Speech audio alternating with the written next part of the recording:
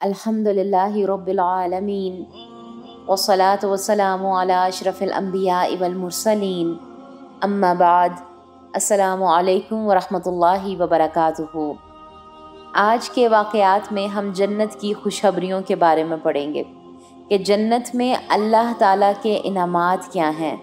अल्लाह सुब्हानहू व तआला सूरह हामीम अस-सजदा आयत नंबर 30, 31 एंड 32 में फरमाते हैं, यकीनन जिन लोगों ने कहा कि हमारा परवरदिगार अल्लाह है, फिर इस पर कायम रहे, इनके पास फरिश्ते ये कहते हुए आते हैं कि तुम कुछ भी अंदेशा और गम ना करो, बल्कि इस जन्नत की बशारत सुन लो जिसका तुम वादा दिए गए हो।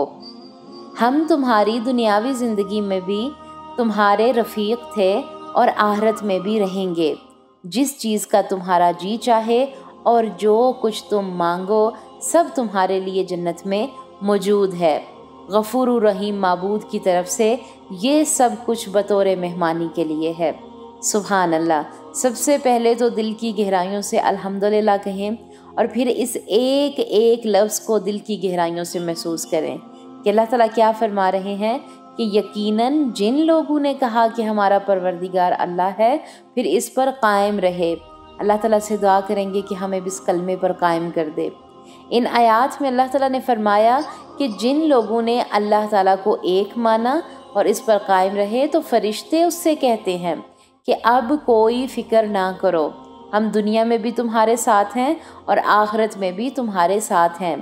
इब्ने कसीर में है कि जब बंदे पर नज़ा का वक्त आता है तो फरिश्ते उसके पास आते हैं और कहते हैं कि फ़िक्र ना करो, तुम आखिरी मंजिल की तरफ जा रहे हो, बेखौफ हो जाओ, तुम्हारी हिफाजत अब हमारे ज़िम्मे है। हदीस का खुलासा है कि रसूलुल्लाह सल्लल्लाहु अलैहि वसल्लम ने फरमाया कि नज़ा के वक्त फरिश्ते रूह से कहते हैं कि तू पाक रूह है, पाक जिस्म में थी, अब निकल आ, अल्लाह ताला के इनामात की तरफ चल, अल्लाह ताला तुझसे राज़ी है और तू जन्नती है। सुभान अल्लाह। अल्लाह सुब्हानहू व तआला हमें ऐसे ही लोगों में शामिल फरमाए। इसी तरह जब मोमिन कब्रों से उठेंगे तो फरिश्ते जो इसकी ज़िंदगी में इसके साथ थे वही इसके पास आएंगे और इसको जन्नत की खुशखबरी सुनाएंगे और कहेंगे कि कोई खौफ ना कर, कोई गम ना कर, अब तुम्हें कोई डर नहीं है, अल्लाह ताला ने जो वादे किए थे वो पूरे होंगे। इस तरह इसका खौफ अमन में बदल जाएगा और रहमत के फरिश्ते इसके साथ होंगे।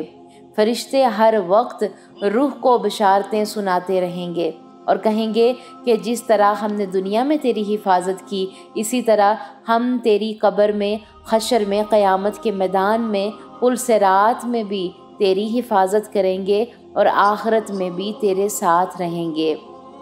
हज़रत अबू हुरैरा रदी अल्लाह तआला अन्हुमा फरमाते हैं कि मैंने रसूलुल्लाह सल्लल्लाहु अलैहि वसल्लम से सुना कि जन्नत में बाज़ार होंगे जो हर जुमा को लगाएंगे। वहाँ पर माल की ख़रीदो फरोख्त ना होगी। जन्नती आदमी जो माल लेने को दिल चाहेगा वो माल इसे मिल जाएगा।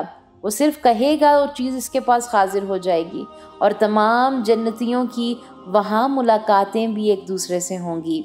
रसूलुल्लाह सल्लल्लाहु अलैहि वसल्लम ने फरमाया कि वहाँ मेरे और आपके रब का दीदार भी होगा। ये दीदार इस तरह होगा जैसे आधे दिन के वक्त सूरज और 14वीं रात को इंसान चाँद देखता है।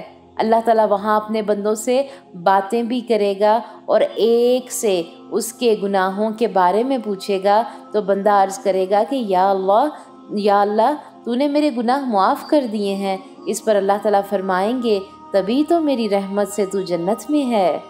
सुभान अल्लाह। एक और हदीस में आता है, बहकी की रवायत है, इब्ने मसूद कहते हैं कि जन्नत में किसी परिंदे को उड़ता देखकर तुम्हारे दिल में इसका गोश्त खाने की ख्वाहिश पैदा होगी तो इसी वक्त वो बुना हुआ गोश्त तुम्हारे सामने आ गिरेगा। और बाज़ रिवायात में आता है कि ना वो आग को छुएगा और ना धुएं को। ख्वाहिशें जन्नत में पूरी करनी है हमने, दुनिया में सिर्फ ज़रूरतें पूरी करनी हैं। अल्लाह सुब्हानहू व तआला से मांगा करें, जन्नतुल फ़िरदौस का सवाल किया करें। ہمارے لیے ان آیات میں کتنے خوبصورت پیغامات ہیں۔ اس دنیا کو ہم نے کیا کرنا ہے؟ ضرورت سمجھنا ہے، اور آخرت کو ہم نے خواہش سمجھنا ہے۔ سوچا کریں ہماری جنت کیسی ہوگی، اللہ تعالیٰ نے کس کے لیے بنائی ہے؟ ہمارے لیے بنائی ہے۔ اللہ تعالیٰ دے گا ہمیں، کیونکہ ہم کوششیں کر رہے ہیں اللہ سبحانہ و تعالیٰ کے احکامات کو اپنی زندگی میں، اپنے عمل میں لانے کی۔ اس دنیا میں ضروریات پر جیو اور آخرت میں خواہشات پوری ہوں گی۔ ان میں بھی بہت بڑا فرق ہے۔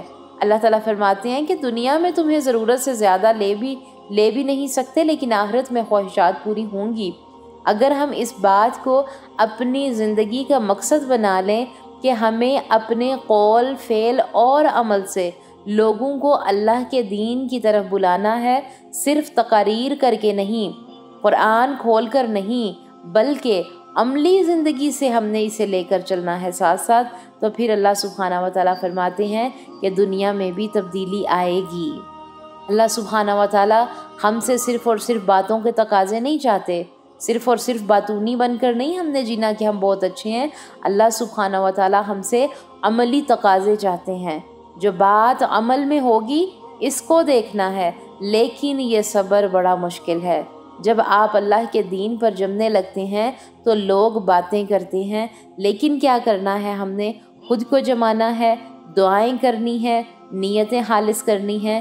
اللہ سبحانہ و تعالیٰ سے دعا ہے کہ اللہ سبحانہ و تعالیٰ ہمیں اپنی جنت الفردوس کے وارثین میں بنا دے، کیونکہ یقین کریں جب ہم جنت الفردوس کو امیجن کرتے ہیں یا پڑھتے ہیں نا، تو دل کی گہرائیوں سے بہت بہت بہت سی دعائیں نکلتی ہیں۔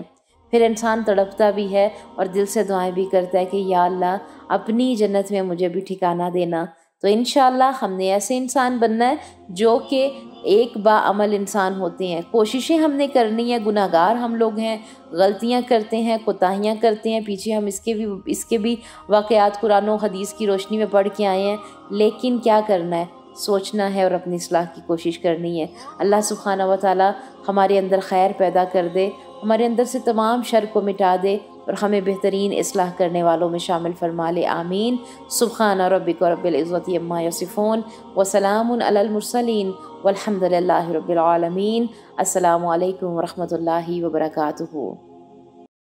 وہ تمام ہمارے پیارے سسٹرز جنہوں نے ابھی تک ہمارے چینل کو سبسکرائب نہیں کیا ہے، وہ ہمارے چینل کو سبسکرائب ضرور کر دیں۔ کمنٹ باکس میں جا کر ہمیں اپنی رائے کا اظہار ضرور کیا کریں۔ اس سے کیا ہوتا ہے کہ ہماری پیچھے جتنی بھی ٹیم ہوتی ہے اس کو بہت خوشی ہوتی ہے، کام کرنے میں آسانی ہوتی ہے، اور اس سے ہم خود بھی موٹیویٹ ہوتے ہیں کام کو لے کے، چیزوں کو لے کے۔ اللہ تعالیٰ آپ سب کو جزائے خیر عطا فرمائے، آمین۔